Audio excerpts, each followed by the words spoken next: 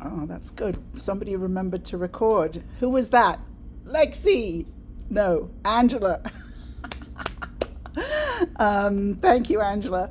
So, on this interview series, what we do is talk about building a career as a filmmaker, which for many people seems like something of a mystery.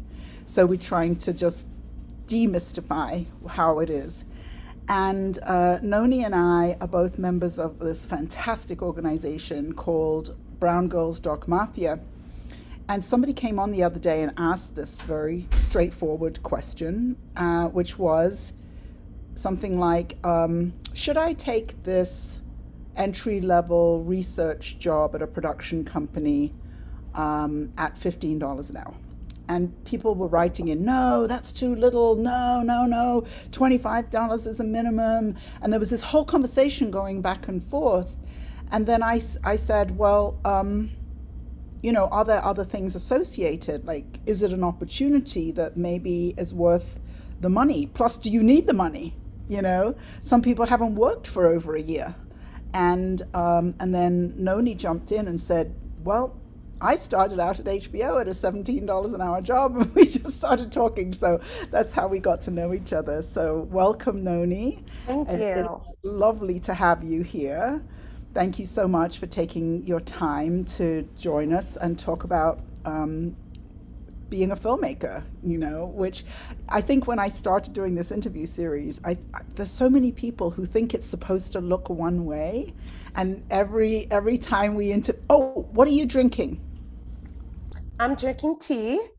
Tea. I'm drinking a mocha cappuccino. Ooh, lucky you.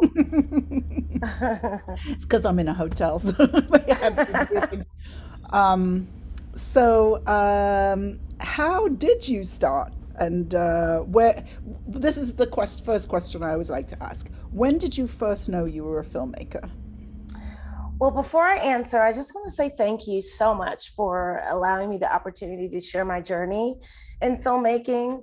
Um, Surprisingly, because I grew up in a family where my grandfather was one of the first Black stuntmen in Hollywood to help diversify the industry. And so I was always kind of around filmmaking my whole life. And I knew at an early age that I wanted to be in the entertainment industry, but I thought I would be on the talent side as far as in front of the camera. And Ah, so that was my, aspiration as a kid. But I think it really became apparent to me that I would go corporately when I joined an organization called Yes to Jobs. mhm. And that organization is called Youth Entertainment Summer. And what they do and what they were doing at that time was they were providing opportunities for internships for minority students in inner city high schools.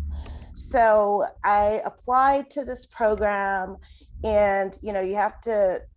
They look at your GPA. You go through a series of interviews because you're being hired as an intern at amazing corporations like Warner Brothers or Disney or Hanna-Barbera, which is now Cartoon Network. So I mean, it was a very extensive process, but the Yes to Jobs program pretty much groomed me to understand why I was there for an internship, that I was there to learn, that I was there to ask questions, that I was, you know, it's like you make your opportunity what you want it to be. You get out of it what you put in. And my very first job was working for Ted Turner at the MGM Film and Tape Library, and where I interned there. And I just loved it. I was so fascinated because it was the MGM library. I got to see all the stills from Wizard of Oz, Gone with the Wind. I mean, it was just incredible to me. And that's when I pretty much knew like this is exactly where I'm supposed to be. So I would say I was about 15, 16 years old when that happened. Well, it sounds as though you were kind of born knowing you wanted to be in film, because of your grandfather. And that's such a great story. And when you said you wanted to be in front of the camera, did you think you were going to be a stunt woman as well? Oh no. Oh my gosh.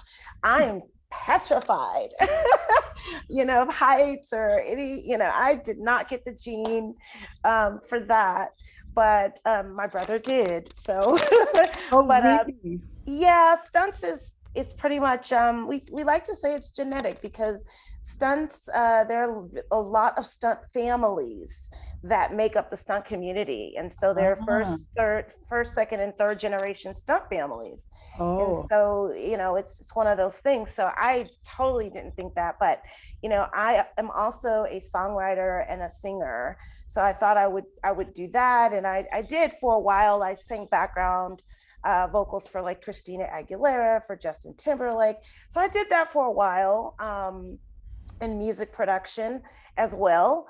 But that just wasn't, where my heart and soul. I mean, I love music; it's my first love.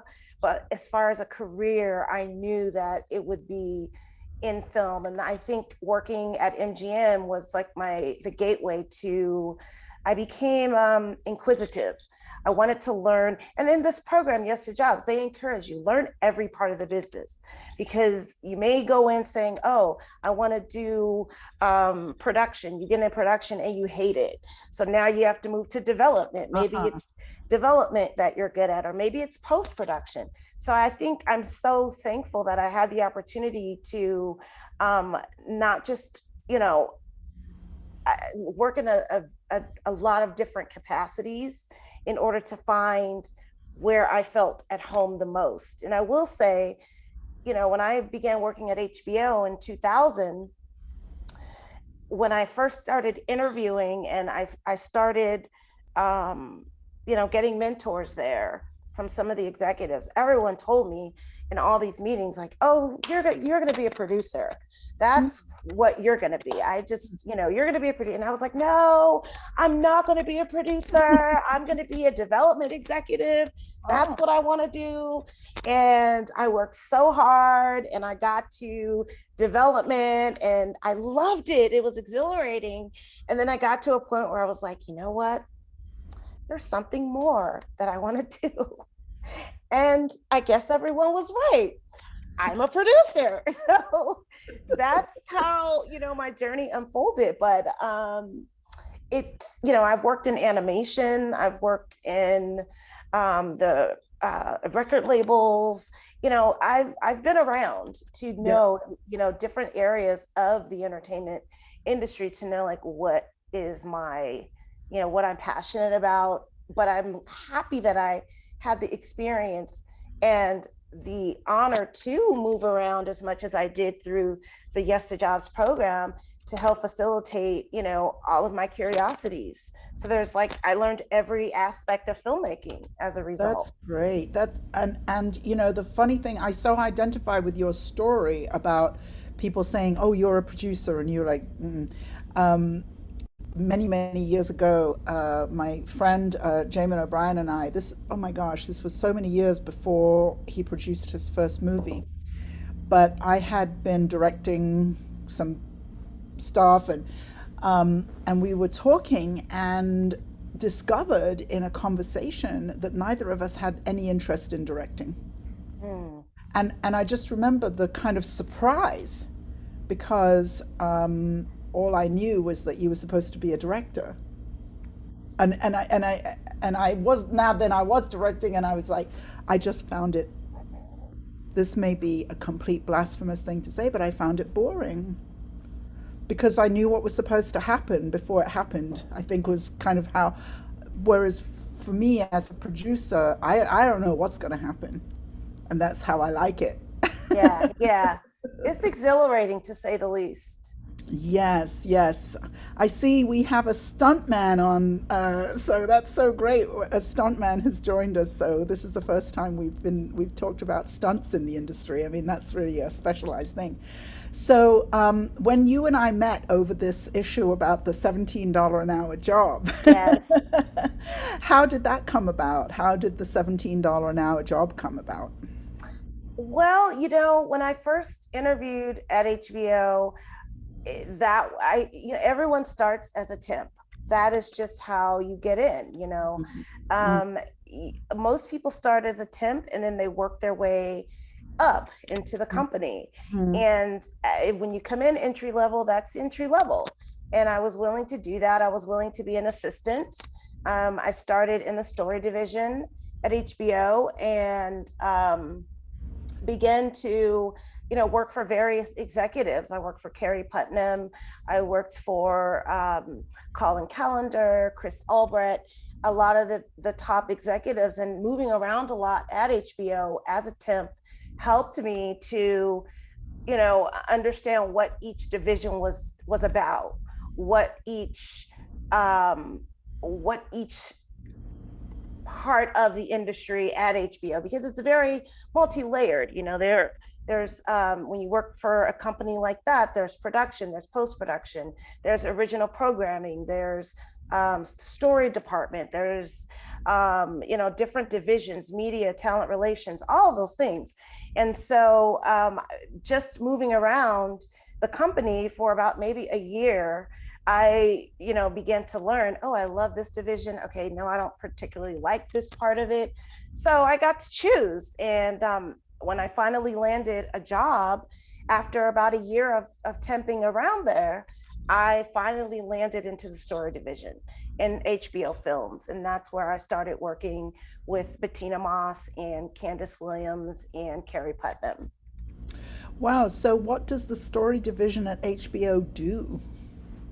Well, the story division pretty much in film. So there's series development at HBO, and then there is um, films, which, it's the same company, but it's run like two separate film studios. Mm. And in films, the story division is specifically dedicated to working on building the story. We read the scripts, when we have readers that read scripts and they either pass or they decide that they, it's a strategy that you have, and you have to say, okay, this is a great script, but is it HBO? And Mm. so, because it's a specific dynamic of programming, so you have to just be aware of what HBO's history is and what are they looking for next to know if a script is really a good fit. So Mm. that's kind of what the story department is there for, to weed out what stories we think should be developed, what stories that we think should be greenlit, and what stories that are great story. I mean, I ran across so many great things, but it just didn't fit the mold for what HBO was looking for. And another So thing is the timing. So, when you get a story, let's say you greenlight a story today on June the 17th, 2021, when will that film actually hit the public? I'm sorry, can you repeat that? So, if in terms of timing, Mm-hmm. if you were to greenlight a story today, June 17th, 2021, when would that actually reach the public? How long does it take for the Oh, whole wow. process to happen and for the film to come out? A very long time. Ah. I mean, especially if we're taking a script and we are, okay, so sometimes stories can come in and they are ready to be, ready for production. Mm. Other projects come in and they are starting from scratch. So Mm. when you start a project from scratch, you start at development. We you have start having meetings and we start talking about characters and we start creating storyboards to see like how this story fits. And it's just a very unique process. And the development process could be, it could take a year to develop a project. It's not magic. It doesn't happen overnight, because you have an entire development team dedicated just to developing the story. Then there's casting, where they, a different division where they're trying to find the talent to bring this story to life. And that's a process that could be a 6-month process. And then you have writers and directors that need to be hired to now go into production for these things, and that's a process. So I mean, in series development, I will say, in episodic series, things go very, very quickly. very quickly. And Really? Oh, that's yes, surprising. I mean, like it is insane when you're in, so in films, it's a year process. It's a very different process. It's a lot more peaceful. But when you get into series development, it's like a new script every week. It's new lines. You have dailies every day you have to review. You're, in constant communication with the production office, what's happening on set. I mean, it's a very tight ship, and it's like everything is due last week. So you're like riding a bicycle, on set on fire, and, trying to, you're a crazy person when you're in series development. So it's very fast paced. It's triple the time that it takes in film. Yeah, That's it's very. amazing. I always think of filmmaking as being about the fastest process that I know of. So now I've learned that episodic television is faster. Yes, it definitely is. You have less time to, keep things on track, and you have a production schedule and a post-production schedule, and you've got to keep those things moving and going. It cannot stop. Like we need, we try to stay a few episodes ahead of ourselves, but it's a very grueling process. It's very tedious. Mm. And then, so you were in the story division, and then you decided to move to which division? To original programming, because Ah, I was working my way over to development. aha. That Yeah. was my initial goal. Like I wanted to be a development executive. That was like, oh, that's my be all do all. And I worked around, like I said, I worked in different departments, and then I ended up there came a position in original programming, which literally doesn't happen very often. And I ran for that position. And that's when I made the shift over to original programming from film Huh. at HBO. And so, what does that department do? What does the original programming department do? That's the series. That's the program Oh, I series. see. I see. Yes, that is. So it was a culture shock, literally going from films where it's like, oh, just get that to me, next week, where it was like, I need this in 5 minutes. Can you, get this done? So it was a very, but I was there for it. It was exciting to me to see the process of green lighting, from script to green light, just happening, so fast. And every day you're getting new drafts and new edits and new scripts and new pages. And, on top of, the meetings that you're having to develop more projects, because certain shows are going away. Like when I was at HBO and original programming, The Sopranos were going to be going away soon. Sex and the City was going away and had been on the air for quite a long time. And so that's when Deadwood was coming in, and Six Feet Ah, Under, and Entourage. So those were things that, we had to have we have to keep that level high, and the keep that bar, the standard high of quality programming.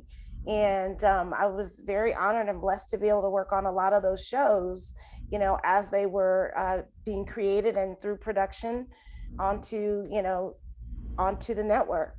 amazing. I saw in your bio also that you worked on The Wire, and I that did. I just can't even imagine. So, what did you get to do on The Wire? Well, for The Wire, that is a part of original programming. So Uh-huh. that is basically making sure production goes smoothly, being the liaison between the production office that's actually on the ground shooting, and then being the network, that is getting, the calls going up. So for me, it was all about story. It was all about uh, developing characters. I mean, this was, a show that we had to sit through developing. We had to sit through, and it's the same process with everything. You do the storyboards, you go through character development, you go through the story arcs, you're having these development meetings every week about the show. Then once it goes into production, it's a fast moving beast, and staying on top of, the scripts and the dailies. I cannot express how important the dailies are, getting to work at 7 a.m. before anyone comes in to watch dailies, because you have, one day of missed work, God forbid you're sick or something happens, it feels like it's an eternity to return to be, it's because it's like, oh, there's been 3 or 4 drafts in one day, so now I'm super behind. So it's a lot of work, but it's definitely rewarding to see a show come off without a hitch, knowing that you played a part, and a small part in it being successful, because it's a teamwork. There's so many amazing executives and so many amazing production, teams and post-production teams that make it possible for this to happen. And that's what most people don't realize about the industry, is it's a team effort. It takes a really large team. I can only imagine. I'm such a fan of The Wire, and I've seen it so many times.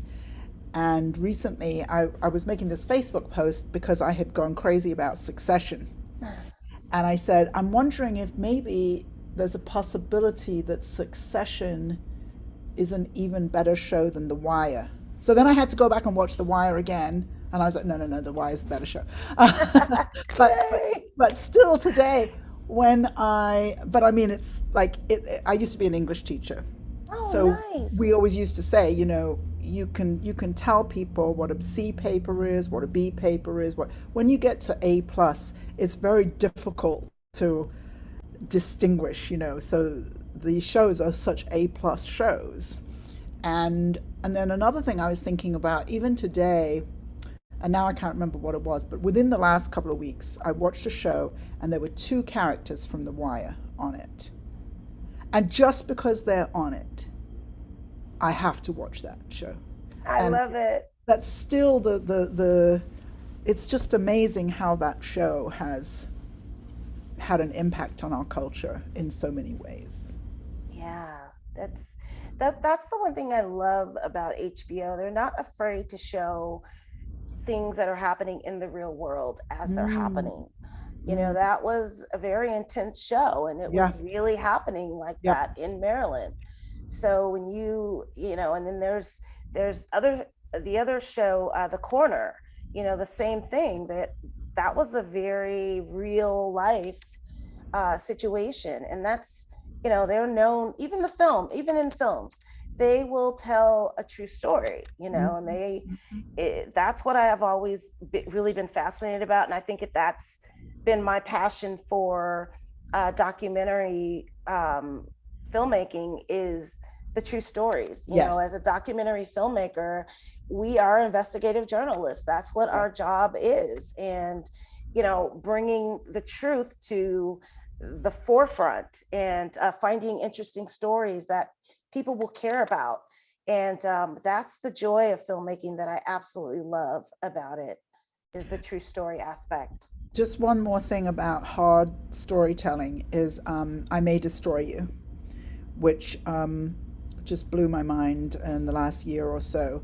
I'm British, and seeing these stories and about sexual abuse and trauma, and dealing with those issues in a way that is really, I don't know, up to date. Up to date. Yeah.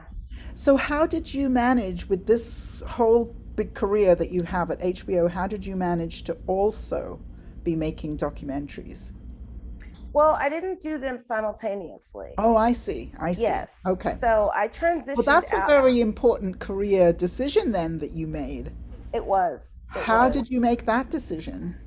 I had to sit with myself and really decide what I wanted to do. And because I had the opportunity through Yes to Jobs, and my background, from age 15, and I'm what, in my 30s at this point, Hmm. and not to tell my age too much, but at that time, I felt that the sky is the limit, and who says I have to only commit myself to one thing? You know, maybe I can find another, part of an aspect of film that I've maybe interested in. I just didn't want to leave something unturned. If I'm, interested in something, I want to explore it. And I think that when you have HBO was a great place to work. It was one of the best jobs that I've ever had. And it's not an easy decision to leave a career like that. Mm-hmm. But you're almost encouraged to pursue whatever passion you have. Wow. And a lot of my mentors and colleagues um, began to share that. A lot of people do. HBO was a time where they would allow you to, go make films, and you can always come back. If you want to come back, you can come back. And a lot of people have, I've seen people work for HBO for a ton of years, leave for 5 years, and then come back and, in another Okay. division or come back in some capacity. So it wasn't unheard of to have that happen. But for me, it was something inside of me that I couldn't let die. Like it was a fire that was lit that made me want to pursue everything within my heart. Like I wouldn't be okay if, I didn't go for it. So I think that was my deciding point. Like I have to do it. That is so interesting. I've never heard that said about HBO before. What you were just saying about they encourage you to go and, and then maybe you come back. It reminds me of the BBC in Oh, England. The BBC is definitely an incubator for artists. So they'll, somebody will start out at the BBC with maybe they write a short play or something, and mm-hmm. then they do this, and then but it's definitely an incubator for artists, and it's been that for people around the world, for decades and decades. So I didn't know HBO had that. I mean, I know that HBO works like that in that they're involved in so many organizations, so many film organizations, and they incubate filmmakers through all the different film festivals that they fund and all of that kind of thing. So they're always about creating a talent pipeline. But Mm-hmm. I've never heard that before. That's very, very interesting. So did they encourage you to go and make your first documentary? Yes, they did. And I am so thankful, because honestly, it's just, I cannot express, especially with the year that we had last year. It was just so uncertain. Even in film and television, we still are in an uncertain era because our industry has changed tremendously.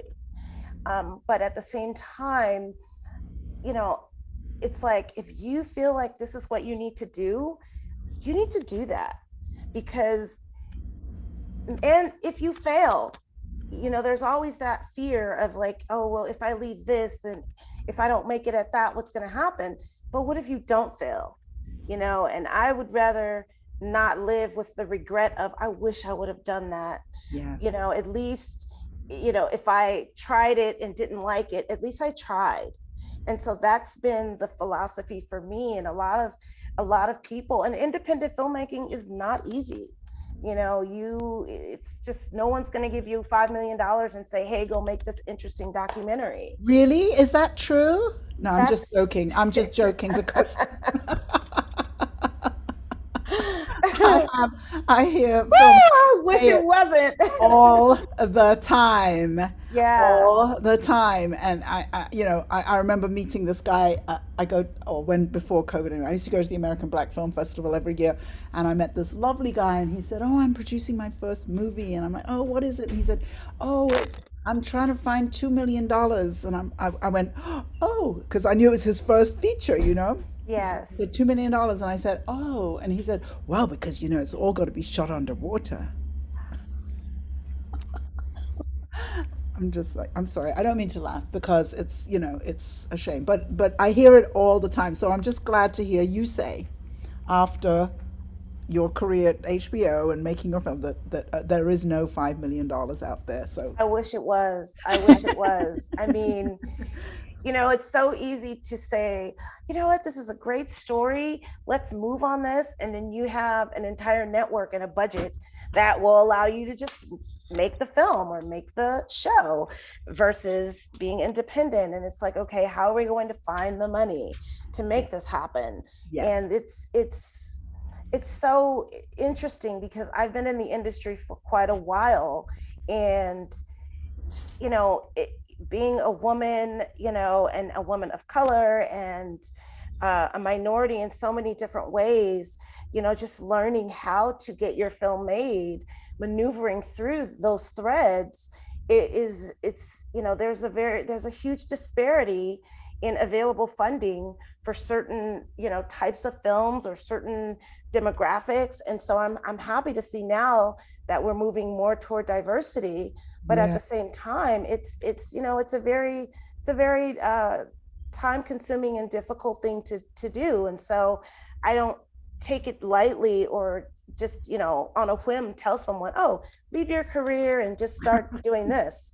Yeah. And when I first started, I was like, no wonder people, become philanthropists and then do documentaries. Like, I get that now, because, just you become a starving artist in a way, when you're starting. And so I would say, just pursue your passion, because it's like everything is hard.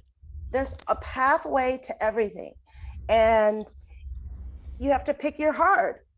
Do you want to continue doing what you're doing, as far as, a desk job, or, staying in an office all day? Or do you want to take a chance? You can always backtrack, but you Right. can never redeem the time.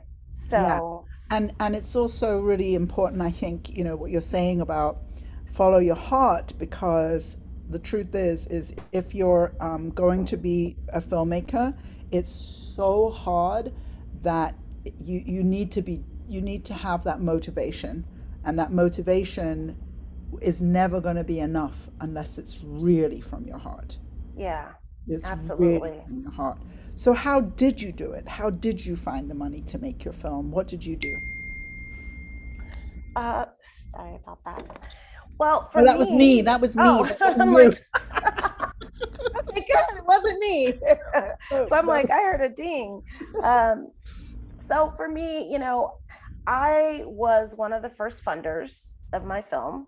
Uh-huh. um, they say never spend your own money, but when you want I was taught, when you want something done, you have to do it yourself. So I started, and for me, it was a story of passion, because it was about my grandfather's legacy as one of the first Black stuntmen in Hollywood to help diversify the industry for women and minorities during the 1960s, where it was civil rights happening in our country. So for me, I have an affinity for, African American history, history in general, just of all cultures, and a distinct love for it. So that was like my driving passion. So when you mix that Yes. with determination and grit, it's like, I am going to tell this story. Like, this has to be told. If I have to, fund X amount part of it, I'm going to fund it. Um, and that was my belief at that moment. And I had made a promise to my grandfather before he passed away that I don't know Mm, what I'm going to do, but I want to honor your legacy. Like, I don't want it to die with you. And lovely. I felt so passionate about that. And so for me, I think that was the driving force. And so moving forward to making other docs, now I'm working on another film. Um, it that was my film to learn how to get money, Yeah. how to make your film work. And Yeah. partnerships are so important in filmmaking, as we all know. But at the same time, you have to align yourself with people who care about what your story is about, because that's where you're going to find your funding. That's you right. know um, if a lot of Because funders. I just want to say, as soon as you said, there are so many things that you just said that I sort of want to slow down a little bit. But when you said, well, I have a passion for African American history, I have a passion for African American history. I'm driving from Miami to Missoula, and the one stop we made was to visit the 16th Street Baptist Church in Birmingham, Alabama. Wow. And, Wow. so it's like this is the thing that moves me. So this, speaking to filmmakers, there are several million people who share this passion, right? So Yeah. you, as a filmmaker, get to tap into all of the people who share this passion. And then another thing you said I wanted to ask you about, you said that your grandfather was the first black stuntman in Hollywood, and you said something as if, did he consciously know that he was opening the door for other minorities and women by being that first? I think because speaking, knowing his history, but also with the other pioneering black stuntmen, it was a group of them, and they wanted to work. I Mm. don't think that they consciously knew, like, Aha, right, we're breaking barriers at this right. moment. I think they wanted to just kick the door down to Yes. say, because what they were doing was, basically painting people down. And, in the 60s, when you think about cinema in the 30s, 40s, 50s, there were not very many people of color even on TV. Uh-huh. So when there started becoming, you know, content with minorities, there began to be a need for stunt performers. But what they were doing was taking white stuntmen and painting them black to double No. black actors. Oh my So my God. grandfather and this group of courageous, black stuntmen, they began to train themselves. They began to, work out and say, hey, we can do this job. You don't have to paint anybody down. Just give us an opportunity. And so they had to prove that they were capable of doing what the job required them to do, because it's a very dangerous industry. And at the same time, they just wanted to have equity as well as equality and inclusion. And I think Mm. that's what they went for, all of them. They picketed Honda at one point because, Honda would not allow minorities to ride motorcycles on the commercials for Honda. And so they were, and this is not just African Americans, this is for, Hispanics, for Asians, for all minorities, especially women. It was not a business for women. There were not very many women. So they would hire stuntmen to dress up as women to double women. Debbie Reynolds was doubled by a man for the majority of her career, and she Wow. totally hated it. Oh. Like, she's like, why can't you guys find a woman to do this? Mm. So it was like, it's still a big deal where it's like being painted down or having wigs put on. Right. You're taking jobs away from people. So to answer your question, I don't think at the time that he knew he, purposefully doing this Right. for any cause other than we deserve a seat at the table. Mm-hmm. Mm-hmm. I love the phrase "kick the doors down" because Yeah. in 2 weeks from now, a very dear friend of mine is going to be my guest, and she made the film "Raise Hell: The Life and Times of Molly Ivins," and I had her come and speak in San Francisco recently, and she said, at the end, she said, "And remember, we have to keep kicking those doors down because they will close otherwise." And I've never forgotten it because it's true. There have been people like your grandfather who've kicked the doors down, but we have to keep keep those doors open. We have to keep pushing those doors because We otherwise they'll have just to. close. Yeah, Yeah, we yeah. have to. So you started to talk about partnerships, and I interrupted you. But that's really where the money is. And I said it's like you tap into the people like me, like all those millions of people for whom African American history or movie history or civil rights or all these areas that your film touches on addresses. So how did you do that? How did you forge those partnerships? I would first like to thank the International Documentary Association Mm, because the IDA is so mm, amazing, the resources that they have, mm, whether it's meetings about funding or mm. connecting you with other filmmakers or Yes. executives from Sundance. You know, there's so much information out there, and you really have to educate yourself on what's available, but some people don't know where to start. And I think that's a great starting place for any filmmaker to join the International Documentary Association so that at least you can start utilizing their resources.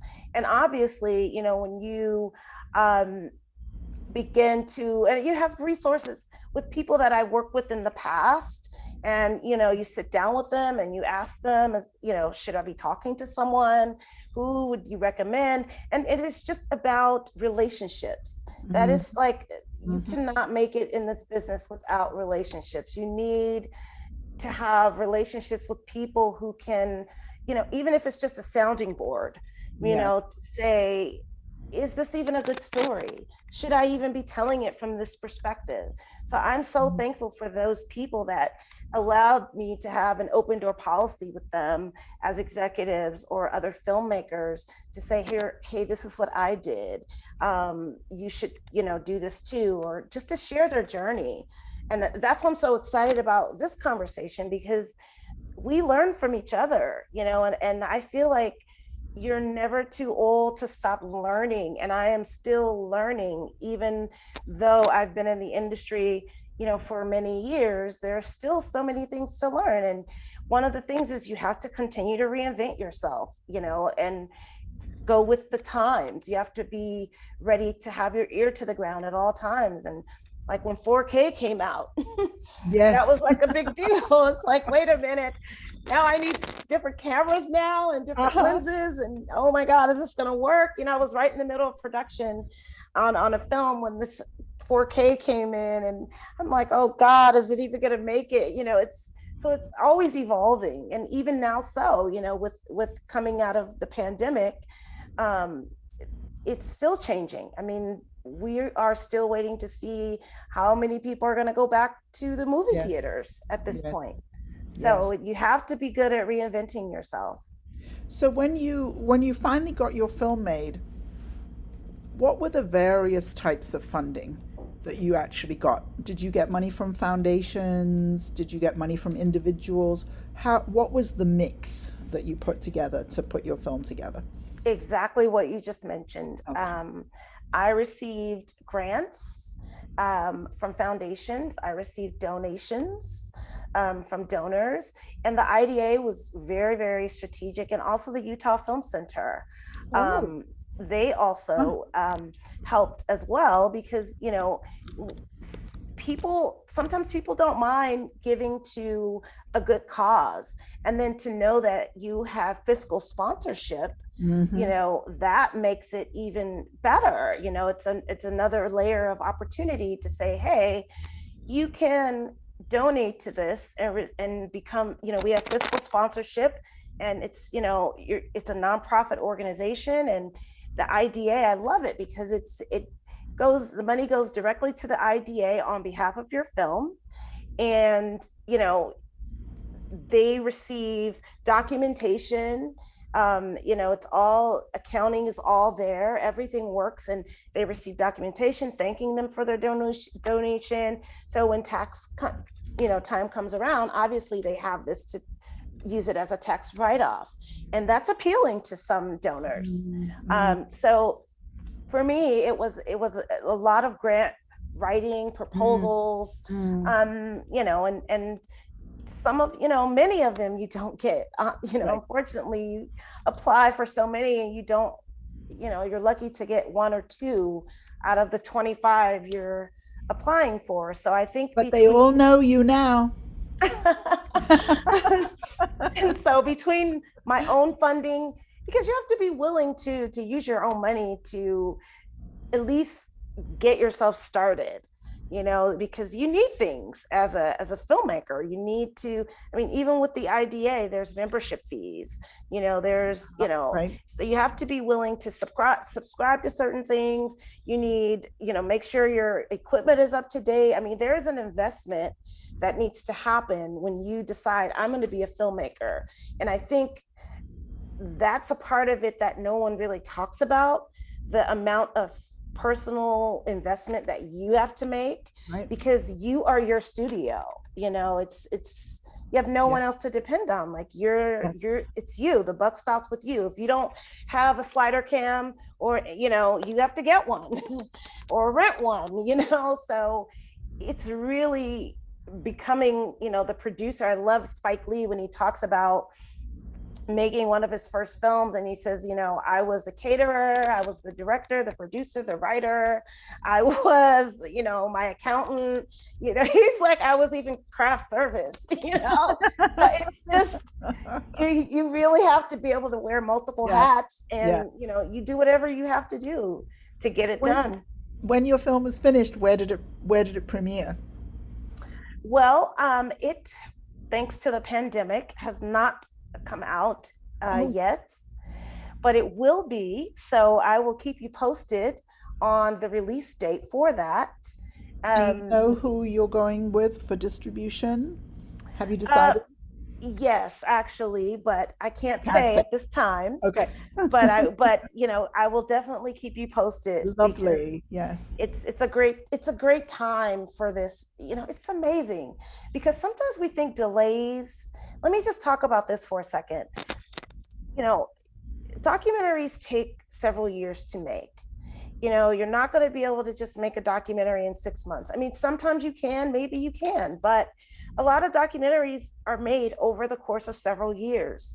And because it's always an unfolding story, you really have no idea where you're going to land once you're done with production. Even in post production, I found someone that I needed to interview while I was in post production, and I'm like, I have to interview this person.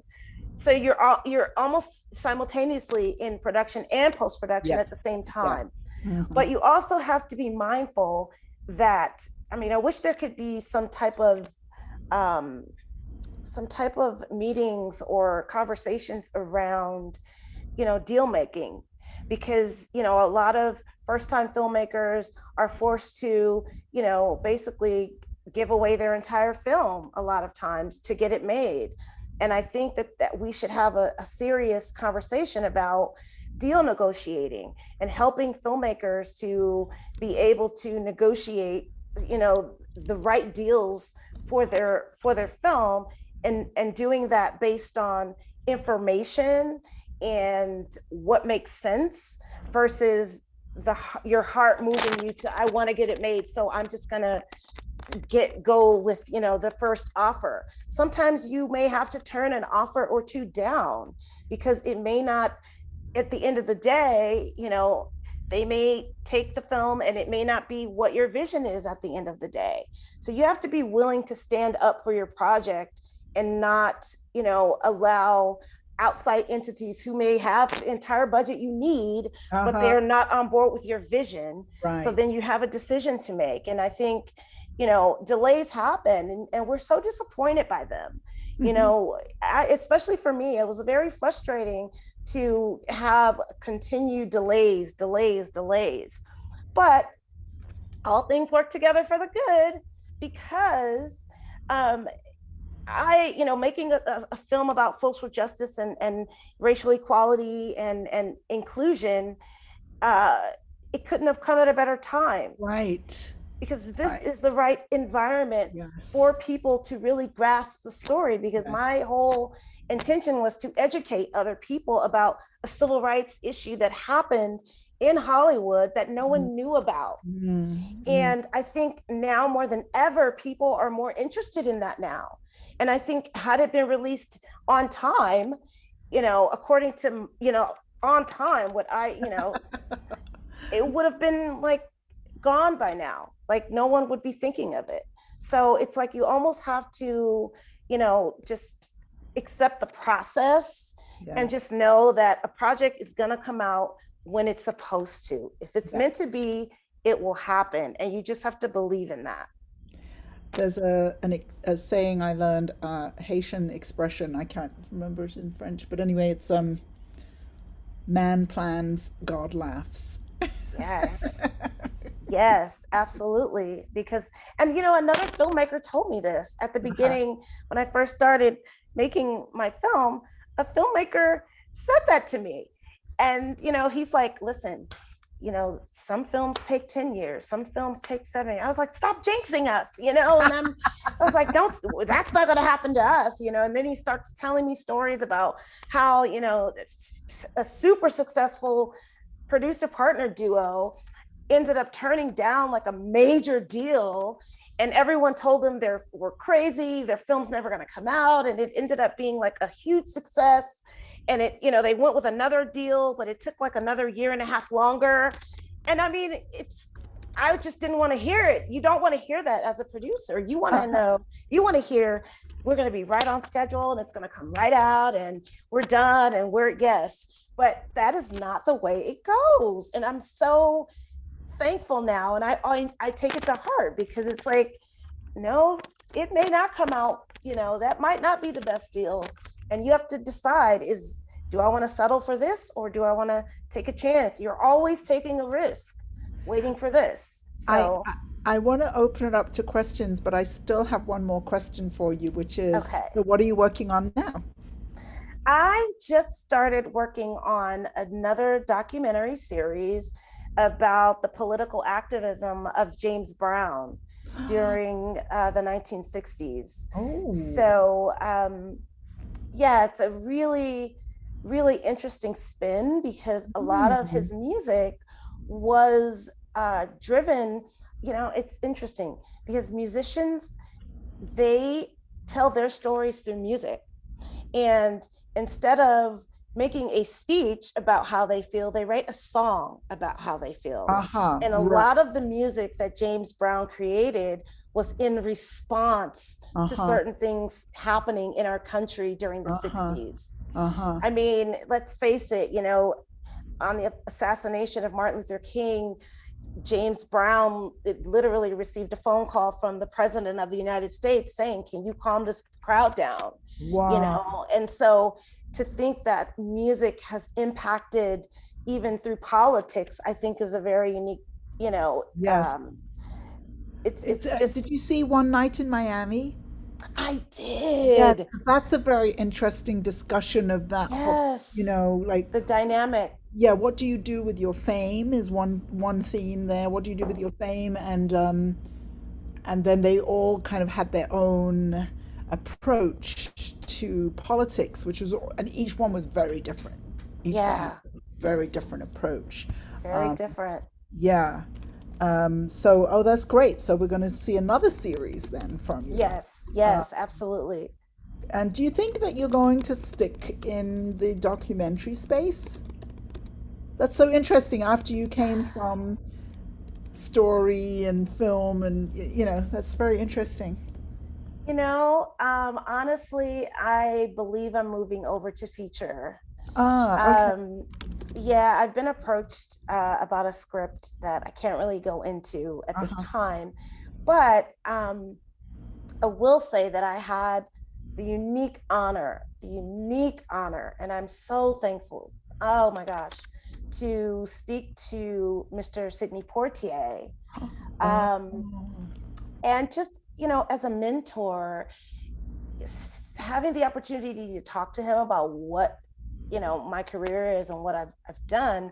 And at this time I totally had not thought of features, but Mhm. he was the first person to say, you need to do features, like Uh-huh. this is what you're supposed to be doing. Okay. And so If I Sidney took Poitier says that, then I think you've got to stick.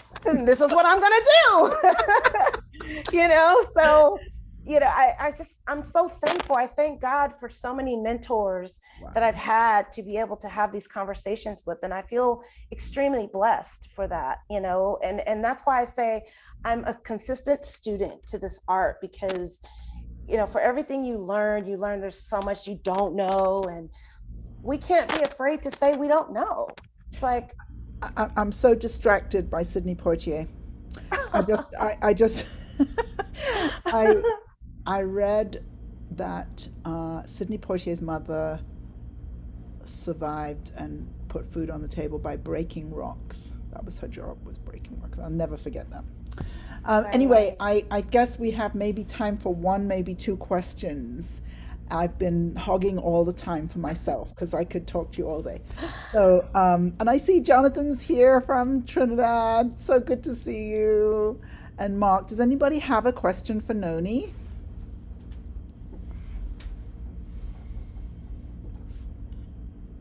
Everybody's being very quiet today. Oh, Mark's getting on the phone. He's a busy bee. These are documentary filmmakers here, so I thought they Yes. might have a So question for you. Well, that's good. So I just take all the time. So, do you think you might work with him, or is that just you're saying about a conversation with a mentor? a conversation with a mentor, Yeah. although I would absolutely love to. I Has mean, there been a who documentary about his life? Is that how I know that story? I I don't guess. I don't know necessarily if that no. Well, if there isn't, then I'm sorry, but you're going to have It to do should it. yeah, it should Because be. if there isn't, that would be crazy. It would be. He has had quite a journey, Yeah, yeah. quite a journey. But I think I must have seen it in a documentary, so, but um, There's always anybody? room. Yes, there's always room. Does anybody have a question before Mark? Yes, I thought you would have something for us. Go ahead, Mark. So my question is, you said you worked with HBO. Is Yeah. there a mechanism for submitting documentary films to HBO? Hmm. Well, yes. I mean, they generally HBO is a company that likes to work with people that they worked with before. They like to have an established relationship with their writers, directors, producers, and filmmakers. So in terms of, unsolicited material, absolutely not. But, of course, having an agent or having so it's just relationships, having a relationship with someone who thinks that, maybe that would be a great fit for HBO. I mean, a lot of see, the thing is it's so that makes it so difficult is that there's so many great stories, Yes. but they're not necessarily a fit for HBO, but it's still an amazing story. So it's all about understanding what their programming is and trying to find something that would fit within their guidelines or within their track record. Mm. Mark, actually, to answer you, so Noni and I are both members of Brown Girls Rock Mafia, and BGM set up a meeting with HBO, and I got to pitch one of my clients' projects, a documentary project to HBO, and they passed. But it was very exciting to go through the process of having somebody open that door for us so that we could go through that. And I felt as though we were taken very seriously. It's a documentary project one of my clients is making about Big Frida, in an I artist in New York. love Big Frida. Oh my God. But I didn't I know love about Big Big Frida Frida. before my client brought me this documentary. I love Big Frida. And the documentary that she's making is there was a documentary. Oh, this may have been one of the reasons HBO passed because they have to think about all these things. So they have. Well, if we start with this film today, it could come on the air in about 2 years. Yes. And then if we start this documentary today, then what about? And so a big movie came out about Big Frida that year that we pitched. And it's Wow. called something. Anyway, it's about gun violence because Big Frida's brother was murdered. Murdered. Yeah. And it was basically some white producers who came and made the film. And it's not a film Big Frida likes. Maybe I shouldn't be saying this publicly. This is probably confidential information. But anyway, but it doesn't tell the story that my client's film is telling, which is basically about how Big Frida moved from being a church choir director to making the music that he makes today, you know, Yeah. and the through line of the history of African American music that comes out through his music today. So it's a very different kind of story, a very different perspective. I felt that we were taken very seriously, and they passed.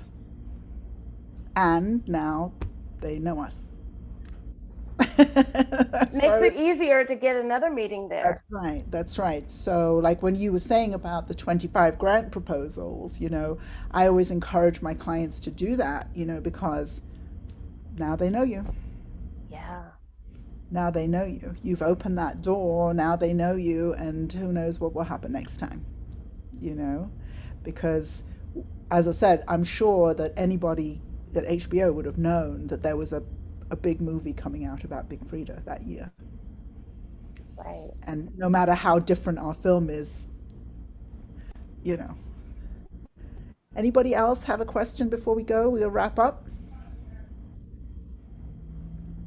Jonathan, are you making moves to ask a question? No. Okay. I'm gonna let you go because I had to ask again for late checkout today, so they're gonna come knock on the door any second and go, housekeeping. I just, What? Oh, Jonathan, go ahead. hi Noni, hi Joanne, hi Mark. I just wanted to say it's just really just a comment, Noni. You have been an inspiration. Oh, Everything that you have said is so on point. I could just relate to everything that you said, even about putting in your own money, your own effort, because it's true. I'm also doing the same thing with the documentary that I'm working on. Give us the log line for your documentary, Jonathan. Hi. Well, I'm working on a documentary on Garfield Blackman. He is an icon here in Trinidad and Tobago. He created soca music, that the world fell in love with, but then he turned his back on it, because of a spiritual encounter that he had, and then he took his wife and his 24 kids deep into the jungle here in Trinidad. Sorry, I don't know. I hope I'm No, not the cause of no, that. you're not the. Okay. Okay. But he basically took his entire family into the forest here in Trinidad, to live a humble life here. And he also invented a new genre called jamu. So when you spoke, Noni, about how artists, they don't talk about themselves, or they actually express it through their music. It's the same thing with calypso here, which is a musical art form here in I Trinidad. love Calypso. Right. So you would know that My they. tea did me in. I'm so Yes, sorry. yes. Don't die on us over here. As I I always say, did. Oh don't my die. I was a God. bit worried. I love Calypso. Oh my gosh. I was wondering if I need to beat myself through there to give you a pat on the back there. No. Yeah, so Actually, Jonathan, I have a new client, and she has Nyla Blackman in her film. She's attached Nyla Blackman to her film. It's a nice. narrative feature. Yes. Oh, nice. Yeah. Nice. Yeah, but So, she's part of the film as well, yeah. yeah, yeah, yeah. She's in Jonathan's film as well. But did you ever land your voiceover, Jonathan, Which with one? Lauren, with one of your celebrity? Oh, yes, with Lauren. Yes, Lauren Hill. Lauren Hill is still considering it. She just wants to see more paperwork and so forth. So we still are in. She hasn't made her any final decision as yet. Uh-huh. We're still in talks with her. Right. So as in for her to possibly narrate it, Noni. Uh-huh. Oh To wow. That's narrate. congratulations. No, well, Just I'm, on I'm, the work I'm, that you've done already. Yes. Yes. okay. Thank you. Yeah. So Wow. yeah. That's gonna be like hot, especially if when Lauren comes on, Yes. because she should. I mean, that would just, oh man, that's incredible. Yeah, it would be really great to, you know, got more eyeballs, you Hmm. know, Oh, Noni, shooting. I saw you were working with Quincy Jones. Is that another project? That's the project on the Black Stuntman. Oh, okay, okay, Yes, all right. breaking bones, breaking barriers, painted down. Yes, yes, yes. I was suddenly reminded when Jonathan was talking about the documentary Quincy. If you can get to see that, Jonathan, I think you would really like that. But it was Okay, made by Quincy Jones's daughter, Hmm. wonderful. That's and a great film. I Great. I just like all these like family, like you making a film about your grandfather and Jonathan making a film about this whole family. It's like that's another theme that funders are interested in, is that theme Yeah, of family. I think is yeah. another very interesting funding piece. I'm always thinking about where's the money, so I that's love it. that's what I do. I'm You're like, so needed. money, where's the money, where's the money?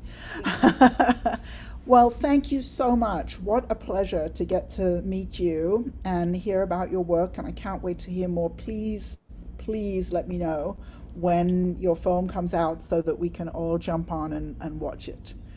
Thank you so much. It's been a complete pleasure and an honor, just being here and being a part. So thank you all very much. Thank you. Thank Bye, you. everybody. Great to Thank see you. you Bye. all. Bye. Bye. Thank Bye. you. Bye, Nani. Bye.